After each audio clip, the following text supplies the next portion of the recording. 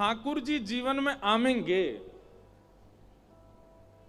ठाकुर जी जीवन में आवेंगे तो एक कुछ व्यवहार आपके बदल जाएंगे। जैसे पहला व्यवहार क्या होगा कि संग्रह की स्थिति आपकी खत्म हो जाएगी, जमा करने वाला जो स्वभाव है ये खत्म हो जाएगा।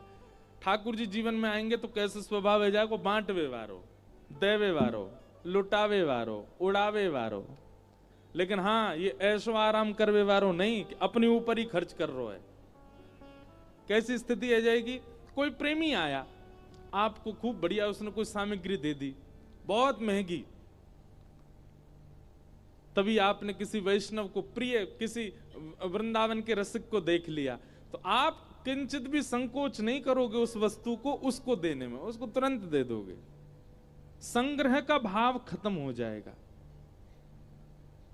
कहां तक कहें, ठाकुर जी जीवन में आ गए तो बस इतना अपने पास रखोगे कि बस काम चल जाए, गुजर बसर, बाकी सब लुटा ही दोगे, कछु बचेगो नहीं पास में। कितनों दे दूं, कितनों बांट दूं, कितनों लुटा दूं, ऐसी स्थिति मन में आने लग जाए, समझ जाओ ठाकुर जी आ गए।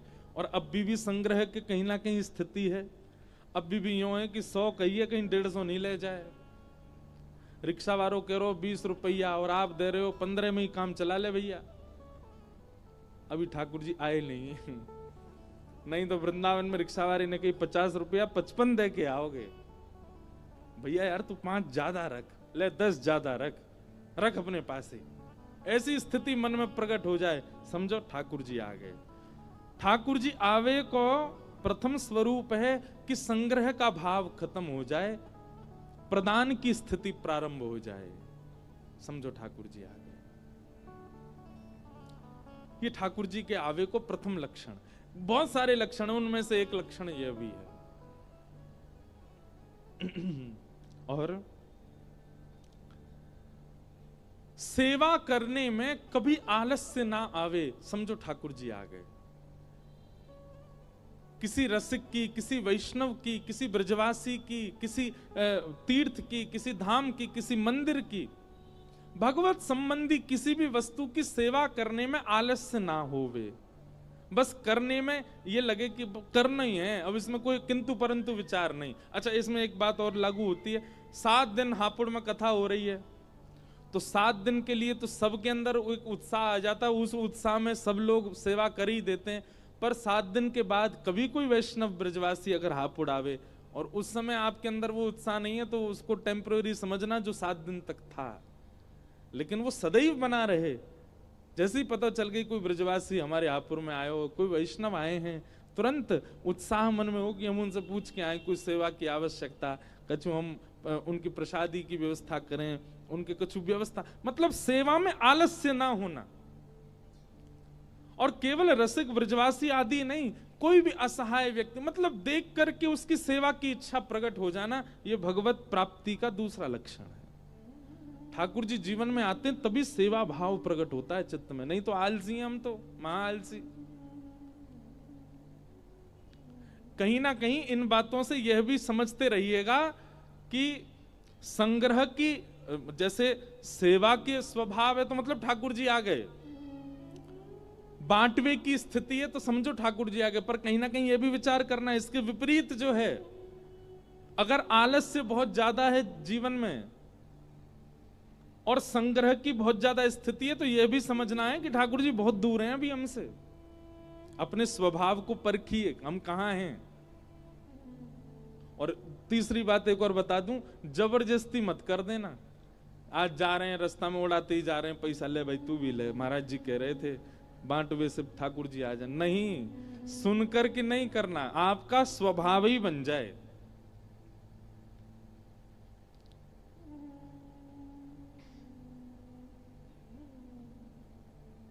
और तीसरा, भगवत प्राप्ति का तीसरा लक्षण क्या है कि ठाकुर जी प्राप्त हो गए, चाहे जो हो जाए जीवन में, कितने भी अपशगुन हो जाए, कितनी भी नकारात्मक वस्तु आपके साथ हो जाए, जीवन में घट जाए, आप उसके प्रति सकारात्मक बुद्धि ही रखोगे।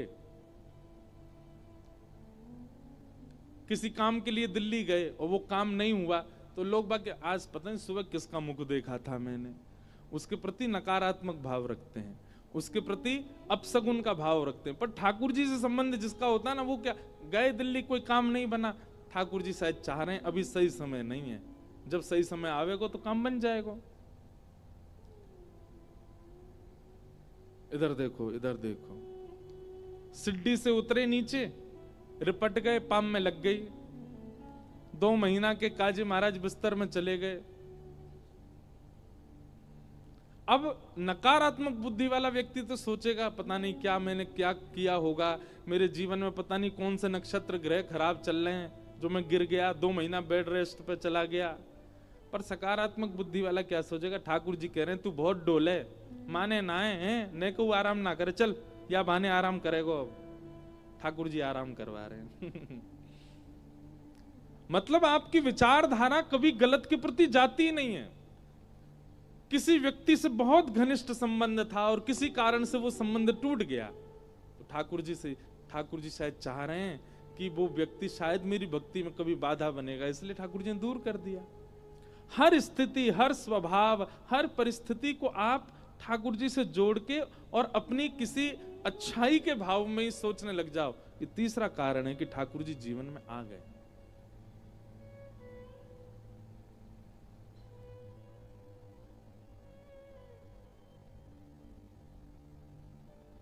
अपना कोई उसके प्रति भाव नहीं, ये तीसरा लक्षण है।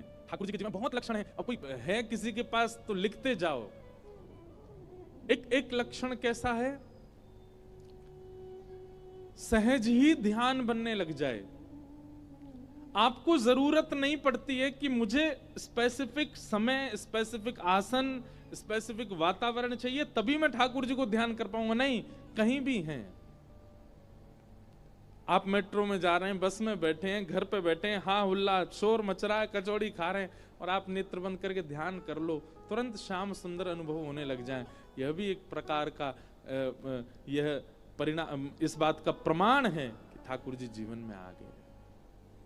आपको ठाकुर जी को ध्याने के लिए शांति चाहिए, ठाकुर जी को ध्याने के लिए ब्रह्म मूर्ति चाहिए, ठाकुर जी को ध्याने के लिए एक आसन चाहिए, ठाकुर जी को ध्याने के लिए शांत वातावरण चाहिए, दिशा चाहिए, इसमें बैठूं, उसमें बैठूं, यहां बैठूं, इस दिशा में ना बैठूं।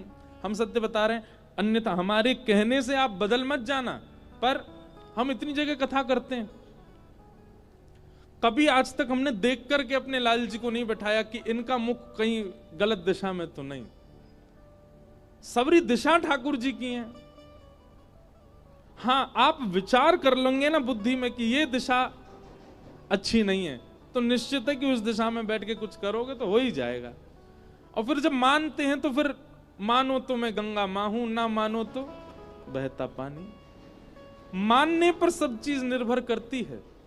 पर फिर भी कोई बड़े जन आज्ञा करें, गुरुजन आज्ञा करें, ब्राह्मण आज्ञा करें, तब हट मत करना, नहीं मैं तो यहीं बैठूंगा। अगर कोई टोक दे, नहीं भाई ये दिशा ठीक नहीं है, तो उनकी आज्ञा मान करके बदल जाओ। लेकिन सब दिशा ठाकुर जी की हैं, जहां बैठ जाओ वहीं से ठाकुर जी का स्मरण बन जाए। जिस आसन पर बैठ जाओ, जिस परिस्थिति, जिस देश में, जिस वेश में, परिवेश में रहो, राधा रमण राधा रमण राधा रमण कहो। जिस रंग में, जिस ढंग में, जिस संग में रहो, राधा रमण राधा रमण राधा रमण कहो। जिस नाम में, जिस काम में, जिस धाम में रहो, राधा रमण राधा रमण राधा रमण कहो। जिस योग में, जिस भोग में, जिस रोग में रहो, राधा रमण राधा रमण राधा रमण कहो। हर स्थिति में ठाकुर जी को ध्याने में आपको विचार नहीं करना पड़ता है। समझो, ठाकुर जी जीवन में आ गए। कितने हो गए? 4।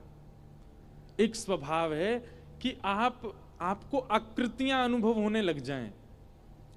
कभी चलते हुए बादलों को देखें तो बादलों की आकृति में ऐसा अनुभव हो, श्याम सुंदर बंशी बजा रहे हैं, अरे देखो गैया है, गैया ठाकुर जी चला रहे हैं। इस प्रकार आकृति आकाश में दिखने लगे। कभी किसी पत्थर को देखें, उस पत्थर की आकृति में ठाकुर जी का अनुभव होने लग जाए। सामने दिखने वाले किसी भी मानव के स्वभाव गुण में ठाकुर जी का आभास होने लग जाए।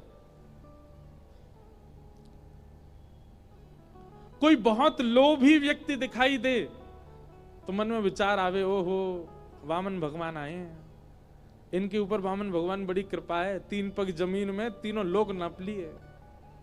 कोई क्रोधी व्यक्ति आवे तो मन में विचार, ये तो परशुराम जी, ये परशुराम जी हैं, सबके अवगुण भी भगवत भाव से जुड़ जाएं। कोई विशाल विकराल स्वरूप वाला आवे तो समझ में आ जाए, ओहो इनमें नरसिंह भगवान कृपा है। कोई नटखट चंचल स्वभाव वाला दिख जाए तो ये तो श्याम सुंदर हैं। कोई शांत स्वरूप का दिखे तो राम जी हैं। इस प्रकार ये सब अगर जीवन में घट रहे हैं तो समझो ठाकुर जी जीवन में आ चुके हैं।